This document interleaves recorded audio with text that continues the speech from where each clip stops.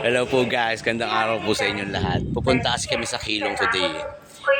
Na-miss ko kasi yung malaking siomai doon, yung beef noodles, tapos may mga, basta marami silang pagkain, so ang laki pa ng siomai.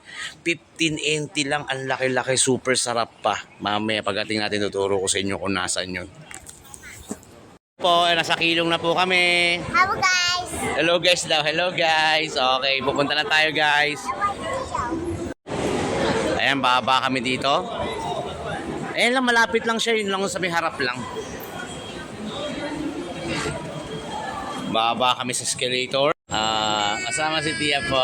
Ayan, pagkababa nyo dito, diretso lang po kayo dyan. Tatawid po tayo. Pupunta tayo sa may pinakamasarap na pagkain. Doon.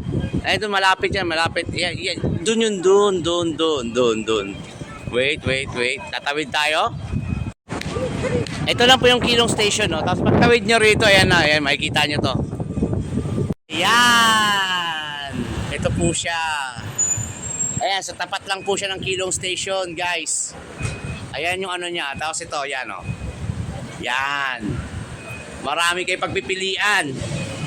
Tingnan mo, may mga English naman dito, guys, eh. May mga beef noodles, oh. Roast beef. Ayan, tingnan mo, ang dami, oh. Wow. Tapos ito yung siomai nila, oh. Siomai nila, laki. 15.90. Oh. O-order muna tayo, guys. May English sila dito kaya hindi kayo mahirapan. Ayan po, tingnan nyo, lalaki ng siomai, oh. Grabe, ang laki ng siomai, oh. 15 lang yan, 15 lang. Tapos pao chai. Tingnan mo, grabe yung siomai nila, ang laki. Grabe. 15 lang yan, super sarap. Tapos ito yung masarap dyan, yung sweet and sour sauce nila para dito. Pero pwede rin yung suka, masarap din po yung suka. Tapos ito po yung beef noodles nila, ang sarap. Tingnan nyo yung beef noodles nila, oh. Tapos yung sabaw, oh. Super sarap, promise. Ang lalaki ng beef, oh.